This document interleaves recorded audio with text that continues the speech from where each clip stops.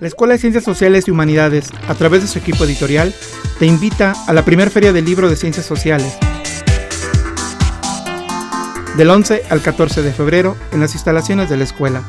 Habrá presentaciones de libros, diálogo con los autores y venta de libros. Ven y participa.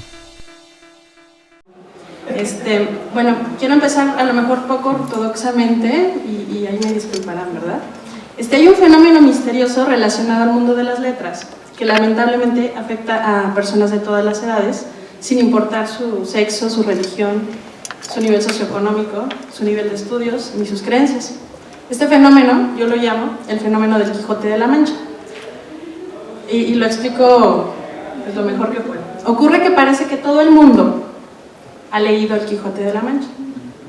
Casi cualquiera puede resumir el argumento, nombrar a los personajes, recitar de memoria el inicio de la obra, usar algún par de frases célebres y los más aventurados incluso pueden relatar un episodio en específico como todos unos expertos, ¿no?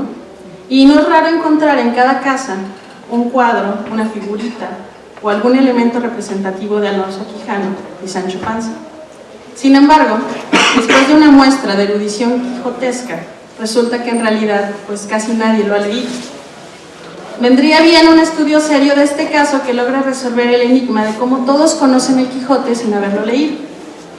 Alguien, de cuyo nombre no quiero acordarme, una vez me dijo que cualquier obra literaria se puede relacionar con el Quijote. Entonces uno puede salir del paso en cualquier situación si no sabe qué decir, pues, argumentando que tal obra tiene cierta relación con el Quijote de la Mancha y casi nadie te va a preguntar exactamente cómo, ¿no? Porque se da por entendido que sí es cierto. Entonces, bueno, uno puede salir de apuros, pero ya no lo pueden hacer aquí con los doctores porque pues ya vieron el truco. Bueno, pues cosa similar ocurre ahora con Jorge Luis Borges y también con la literatura fantástica. Por un lado, según los muros del Facebook, todos conocemos a Borges, somos ávidos lectores de su obra y todos estamos de acuerdo en que fue un genio. Y si alguien aquí pues no está de acuerdo es porque no les han compartido tantos memes literarios, pero el día que los hagan estarán de acuerdo con que Borges es un genio. Por otro lado, pues parece que no hay nadie que se extrañe al escuchar el término de literatura fantástica. Parece que todos sabemos exactamente pues de qué va lo fantástico. Al igual que con la obra de Cervantes, pocos son en verdad quienes conocen la producción literaria de Borges y pocos saben qué es la literatura fantástica. Los más afortunados apenas entendemos lo básico necesario de ambas nociones como para no morir en el intento de estudiarlos. Pues Daniel Zavala es uno de esos afortunados sobrevivientes, pues no solo no murió en el intento de escribir Borges en la conformación de la antología de la literatura fantástica, sino que en realidad salió bastante bien librado de esta difícil tarea en la que más de uno hemos visto pasar nuestra juventud. La antología de la literatura fantástica se publicó en 1940 y es fundamental en el desarrollo de la literatura hispanoamericana por varias razones que intentaré mostrar brevemente, pero que pues Daniel explica mucho mejor en su libro. Pese a que siempre ha existido la literatura fantástica, esa en la que acontecimientos sobrenaturales o extraordinarios irrumpen abruptamente en una supuesta realidad, hasta antes de 1940, las producciones literarias en América Latina no se habían ocupado mucho de ella, pues los escritores estaban más enfocados en otras corrientes con mayor carga moralizante o social. Había quienes se atrevían a ir contracorriente al incursionar en este terreno de lo fantástico, pero por lo general esos intrépidos no eran bien vistos en el ámbito literario, ya que la literatura fantástica estaba catalogada como subliteratura o literatura menor.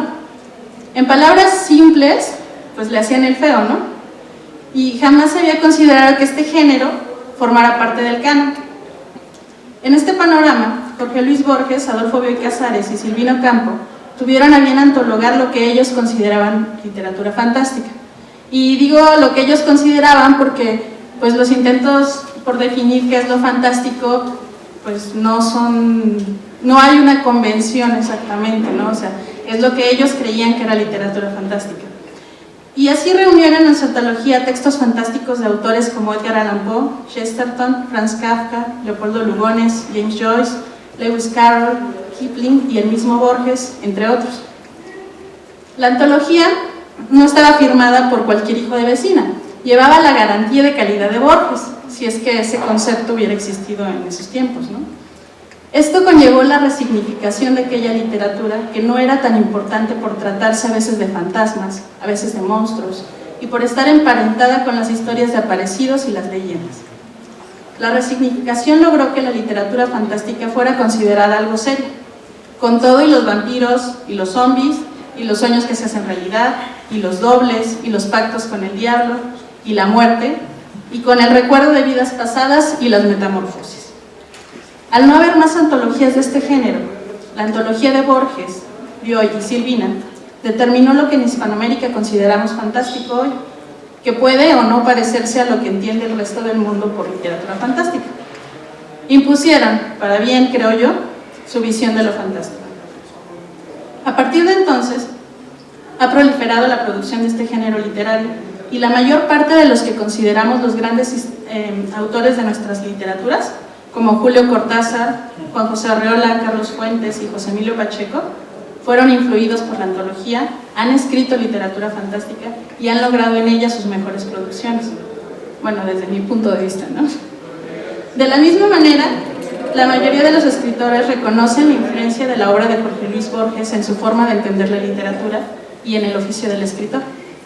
Así pues, en la historia de nuestra literatura hay un antes y un después de la antología de la literatura fantástica. A ella, con todo y su poca convencionalidad, su fragmentación y su falta de teorización del género, debemos en buena medida el esplendor de las letras hispanoamericanas en el siglo pasado y su consolidación en el panorama literario mundial. El trabajo de Daniel Zavala logra mostrar esa influencia y el trabajo de Jorge Luis Borges en la consolidación del género fantástico. Considero que el libro que hoy presenta Daniel constituye primero un gran esfuerzo de investigación y análisis, pues revisa la producción literaria de Borges desde sus inicios para entender su participación en ese proyecto. Ese recorrido maratónico lo podemos observar en el primer capítulo de este libro, que muchas veces afirma ser humilde o inacabado, pero no lo es. Podríamos aquí hablar de muchos datos acerca de la obra de Borges. Hablar, por ejemplo, de algunos de sus primeros relatos que se aproximan a lo fantástico, luego de que hiciera a un lado su faceta de poeta, como Pierre Menard, autor del Quijote, lo cual confirma mi teoría acerca del fenómeno de que todo tiene que ver con el Quijote, y Tlön Uqbar Orbis Tertius. Podríamos también intentar un resumen de los textos que aparecen reunidos en la antología, como en Oxoams o aquellos de literatura oriental, o a modo de programa de chismes de la farándula literaria, podríamos relatar la relación amistosa y laboral de Borges con Bioy y Silvina, o la relación amorosa entre estos dos, entre Silvina y Bioy, no con Borges. O hasta donde sabemos, nada más eran ellos dos. Pero además de que necesitaríamos horas para apenas nombrar lo indispensable, me parece pertinente señalar la contribución del trabajo de la investigación de Daniel Zavala, que pues a final de cuentas es a lo que venimos, ¿no? Como dije, Daniel va pecando a veces de modestia o de humildad. No se trata de un trabajo simple ni de un análisis modesto. La cantidad de fuentes, de referencias, de lecturas, de análisis es impresionante. Y verdaderamente hay pocos estudios acerca de la antología y aún menos tan detallados como este. A veces Daniel incumple, y creo que alguien ya lo había dicho, pero como que me estoy robando un pedazo de alguien más, pero incumple promesas de su introducción. Por ejemplo, promete que son menores los aspectos que destacará de Bioy Casares acerca de su participación en la antología, y sin embargo encontramos más adelante un exhaustivo análisis del prólogo que él firma. Y a lo largo del texto, cantidad de datos, referencias, paralelismos y análisis de la obra de Bioy. Promete también que no se ocupará de la segunda edición de la antología, que apareció 25 años después y que tuvo modificaciones considerables en cuanto a su corpus y la organización del mismo. Pero sí lo hace. Habla de la postdata de Bioy Casares a su prólogo y de algunos aspectos en el cambio de esos textos. Asegura que no va a hablar de traducciones que realizaron los antologadores y también lo hace. No exhaustivamente, pero sí es algo que menciona. Y estas promesas incumplidas en el libro se deben a que es casi imposible evadir estos aspectos. El estudio de Borges y la antología necesariamente lleva a tratar infinidad de temas que parecen inagotables. Desde mi humilde y desordenado punto de vista, el trabajo de Daniel de inicio representaba muchas dificultades, o por lo menos tres muy evidentes y grandes. La primera sería que se trata al que es considerado el autor más original del siglo XX en Hispanoamérica. Un escritor que era capaz de trastocar no solo la realidad ficcional, sino que construyó historias alrededor de su propia vida, con datos que a veces se han llegado a tomar por ciertos. O sea, se inventaba cosas y en algún momento la gente piensa que es real, ¿no? ¿Cómo hablar fácilmente de un hombre que construyó mundos, que inventó autores, que escribió biografías falsas y reseñas de libros más falsos? ¿Cómo separar al Borges narrador del Borges poeta, del cuentista, del ensayista, del crítico, del Borges personaje, en fin, de todos los Borges que él construyó?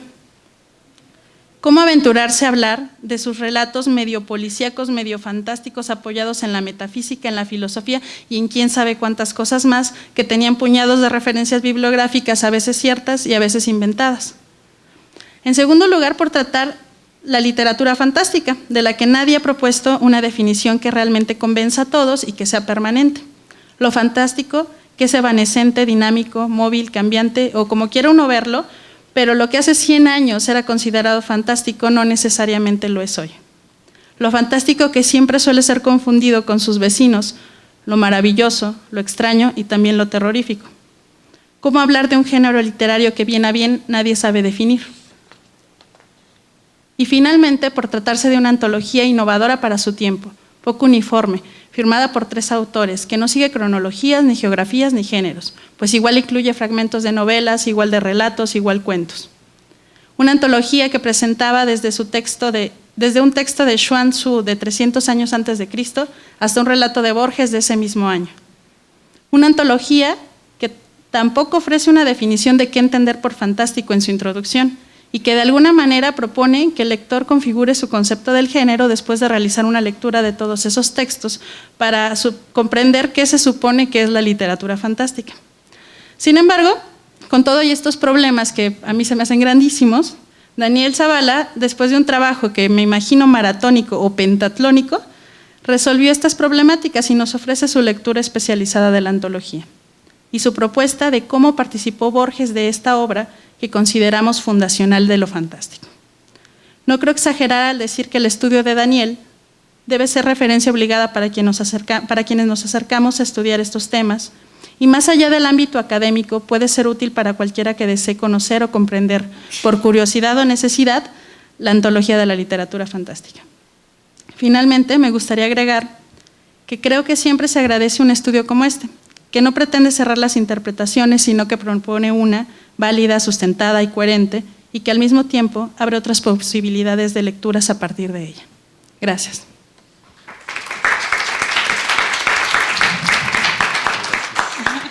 Pues ahora me toca a mí la parte difícil, ¿no? Yo jugaba un poco con Gabriela diciéndole que le tocaba hacer la telonera, ¿no? Una cosa así, pues ya si ella es la telonera y yo soy el estelar, ya no tengo realmente muchas cosas que decir. Sobre todo quizás porque es bien padre escribir un libro, y no por una cuestión como de vanidad o de que uno adquiere otra naturaleza, sino que es muy padre la aventura de encontrarse con un montón de problemas y tratar de darles una solución, ¿no? Entonces para mí fue muy padre escribir este libro, pero como que sistemáticamente me he negado a hacerle presentaciones porque lo que de pronto descubrí, por lo menos a nivel personal, es que es bien padre cuando recibes el libro, pero como que ya uno se instala en, ahora me interesa más bien empezar a escribir el siguiente. Ya está escrito, bien, malo, regular, vámonos al siguiente, ¿no? Y eso es lo que me interesa, ¿no? Los proyectos de los 2, 3 o 4 libros que me están rondando en la cabeza y que necesitaré solicitar a nuestra Secretaría General un año sabático para dedicarme a hacerlo en serio, ¿no? Por supuesto, ¿no? Pero entonces, ante la obligación de hablar un poquito acerca del libro, creo que me voy a negar otra vez a hablar del libro, ¿no? Y voy a hablar de cine, o por lo menos así quiero empezar esta presentación, porque ahorita me acordé de una película que ustedes son muy jovencitos, quizás no conozcan, pero a lo mejor escucharon el título, ¿no? Una película muy divertida que se llama 4 bodas y un funeral. A lo mejor hasta la han visto por ahí. Entonces, yo me yo me propuse para hablar en esta presentación de 2 centenarios y un funeral, ¿no? Así lo llamaría yo, 2 centenarios y un funeral, como homenaje a 4 bodas y un funeral. ¿Cuáles son estos dos centenarios? Pues en realidad ustedes como estudiantes de literatura sabrán que este año, el 2014, es muy importante por una cuestión de coincidencia numerológica, ¿no? Resulta que este año se celebran 4 o 5 centenarios de nacimientos de escritores. En primer lugar, Octavio Paz, ¿no? Nuestro gran Octavio Paz, que nació en 1914. Pero también nacieron en 1914 Julio Cortázar, Adolfo Bioy Casares, José Revueltas, otro gran mexicano casi desconocido para nosotros. Ahí tenemos que trabajar más, ¿no? Tenemos que conocer más la extraordinaria obra de José Revueltas. Y otro mexicano que por ahí más o menos conocemos, ¿no? Efraín Huerta. Entonces tenemos por lo menos 5 centenarios que se conmemoran para este año. Y bueno, en este asunto de los 2 centenarios y un funeral de los que yo voy a hablar, pues quisiera hablar de los centenarios de Julio Cortázar. ¿Y de nada más? Creo que no, y Adolfo Bioy Casares. Tenemos que hubo un momento quizás en mi estancia en universidad que de pronto había un debate y uno tenía que ser o borgiano o cortasariano. Era como como irle a la América o a Guadalajara, ¿no? Si le ibas a la América tenías que odiar al Guadalajara y viceversa. Pues más o menos pasaba lo mismo con Borges y Cortázar. Si te declarabas cortasariano, repudiabas de Borges. Y si te afiliabas a lo borgiano, pues como que Cortázar te parecía un poco light, ¿no? Pero el asunto es que en la literatura no es un asunto de equipos de fútbol, ¿no? Entonces podemos irle al América y al Guadalajara sin mayor problema. Y en ese sentido, yo quiero recuperar estos señalamientos en el sentido de que Cortázar, en cierto sentido, no sería posible sin Borges. Es decir, nada más a nivel anecdótico, ¿quién publicó uno de los primeros grandes cuentos de Cortázar en la revista Anales de Buenos Aires? Borges. Borges, que en ese momento dirigía con su gran amigo Adolfo Bioy Casares Anales de Buenos Aires, y que en 1950 y tantos, ¿no? O 46, 49 creo. Ya checaremos el asunto de las fechas.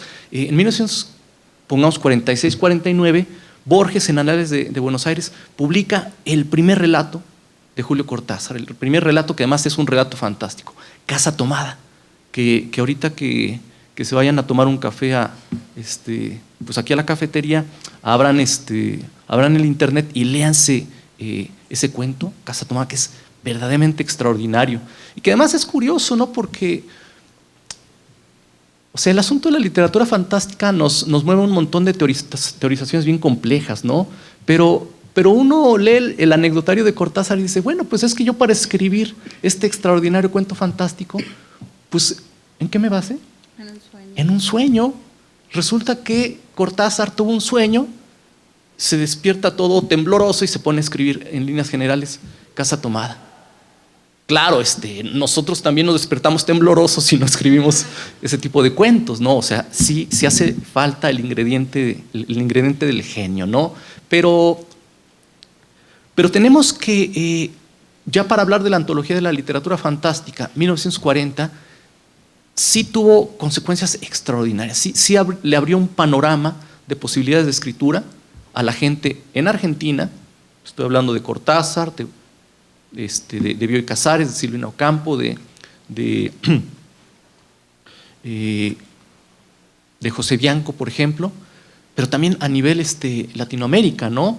Y bueno, consecuencias de los frutos que tuvo la antología de la literatura fantástica es que si se publica originalmente en 1940 con una nómina de escritores, 25 años después, en 1965, ya se están incorporando las nuevas generaciones de grandes autores de lo fantástico. Que por cierto, me llama la atención que en la segunda edición no estén cuentos como Arreola, cuentos de Arreola, o cuentos de Carlos Fuentes, ¿no? Pero bueno, entonces tenemos que Julio Cortázar es una de las grandes consecuencias de esta antología de Jorge Luis Borges, Adolfo Bioy Casares y Silvino Ocampo. Yo casi hablo de la antología como si nada fuera propiedad de Borges, ¿no? Quizás por la deformación de que yo escribí un libro que se llama Borges en la conformación de la antología de la literatura fantástica. Pero yo por ahí lo menciono. En realidad, pues mi trabajo es limitado en el sentido de que podrían escribirse 2 libros más. Adolfo Bioy Casares en la conformación de la antología de la literatura fantástica y Silvino Ocampo en la conformación de la antología de la literatura fantástica, que es un trabajo que ustedes podrían hacer, ¿no? O que podríamos hacer entre todos. En fin, es una de las posibilidades. Y bueno, entonces, así como Julio Cortázar y su extraordinaria obra en el terreno de lo fantástico es un poco una consecuencia de ese libro fundacional, sus cuentos incluidos en Bestiario, en Final de Juego, cosas que realmente ustedes tienen que conocer y que conocerán más adelante porque es verdaderamente pasmoso lo que escribe Cortázar. También tenemos a Adolfo Bioy Casares, ¿no? Como una de las consecuencias de esta antología. Denme 5 minutos más y terminamos el show, ¿no? Tenemos que Bioy Casares inicia su amistad con Borges cuando Borges tenía como, digamos, 35 años y él era un muchachito como de 20. Había una distancia generacional, pues eso, de toda una generación, 15 años de diferencia entre ellos, ¿no? Pero por alguna situación se llevaron muy bien y empezaron a colaborar a partir de la década de los 40, en que Bioy entonces tenía como 26 años, Borges poco más de 40, y pues eso, siguieron trabajando juntos durante décadas, ¿no? Hasta concretar la antología de la literatura fantástica, pero también escribieron guiones cinematográficos, también escribieron algunos cuentos policiales, que es muy interesante, muchachos, porque mucho de la estructura del cuento fantástico está muy emparentada con el cuento policial, ¿no? Es decir, ambos se escriben con lo que podría llamarse estructura indicial de indicios o de pistas, ¿no? El escritor policial y el fantástico nos va dejando pistas para el gran final, que en el caso del policial pues es la revelación de quién cometió el crimen, y en el caso del fantástico es pues dejarnos un poco con la boca abierta de qué fue lo que pasó aquí, ¿no? Esta cuestión de lo extraño, ¿no? Más bien de la duda. Eso es lo característico de lo fantástico clásico, ¿no? Dejarnos con la duda de, a ver, ¿realmente pasó esto que vivimos? Esto puede ser explicado a través de algo sobrenatural o puede ser explicado a través de las leyes que gobiernan este mundo, pero la duda, algo pasó que no es posible explicar satisfactoriamente. Bueno, entonces tenemos que también Adolfo Bioy Casares es un escritor extraordinario. Yo les recomiendo mucho que lean La invención de Morel, pero como novelas quizás El sueño de los héroes, que es una novela que casi no se menciona, pero creo que a mí me gusta más que La invención de Morel. Plan de evasión también, y algunos cuentos, ¿no? Como en Recuerdo de Paulina se llama, En memoria de Paulina, que es uno de los grandes cuentos acerca del problema de los celos en pareja, ¿no? Un cuento, fíjense nada más qué cosa escribió Bioy Casares, un cuento sobre los celos con notaciones totalmente fantásticas, ¿no? Con una explicación totalmente fantástica. Entonces, bueno, todo esto otra vez para recomendarles que se metan al asunto de lo fantástico, ¿no? Y para demostrarles que la antología de la literatura fantástica tuvo este tipo de consecuencias a nivel creativo. Estos son los 2 centenarios de los que yo quería hablarles, ¿no? El centenario de Cortázar, el centenario de Adolfo Bioy Casares. Ya no voy a hablar de los otros 3, aunque también en cierto sentido estoy convencido de que ciertos aspectos de la obra de Octavio Paz no hubieran sido posibles sin el magisterio sudamericano de Jorge Luis Borges, ¿no? 2 centenarios y un funeral. ¿Cuál es el funeral? Pues se nos acaba de morir José Emilio Pacheco. Una situación que realmente tenemos que lamentar en las letras mexicanas, porque quizás era uno de nuestros últimos grandes genios polígrafos. Es decir, polígrafos en el sentido de que escribió cuentos, novelas, poesía, ensayos, que preparó antologías. Era un tipo verdaderamente extraordinario y de una lucidez envidiable, ¿no? Y sobre todo de una gran sencillez que también le daba este aspecto de calidad humana muy agradable a José Emilio Pacheco. Pues bueno, ¿qué tenemos? Que también en el caso de José Emilio Pacheco, que hablando de aniversarios, este año hubiera cumplido 75 años, también José Emilio Pacheco es un poco la consecuencia del magisterio borgiano y del modelo de la antología de la literatura fantástica. Tenemos un libro clásico de José Emilio Pacheco, El principio del placer, que de pronto uno escucha el título y pues no tiene nada que ver con lo fantástico. Por lo menos la novela corta, que es muy divertida, ¿no? El principio del placer, se la recomiendo mucho.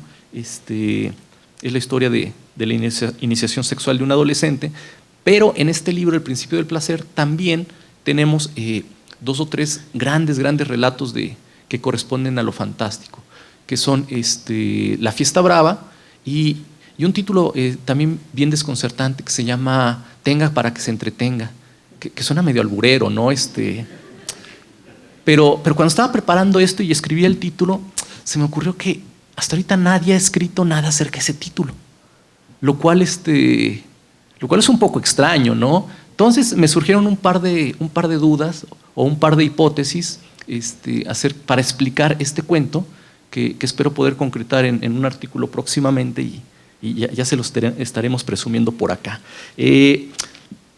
También otro cuento fantástico incluido en este libro que se llama Langerhaus, ¿no? Un título bastante raro porque es el apellido de un personaje de origen alemán que por ahí está. ¿Existe o no existe este personaje? ¿No? Está bien padre ese cuento.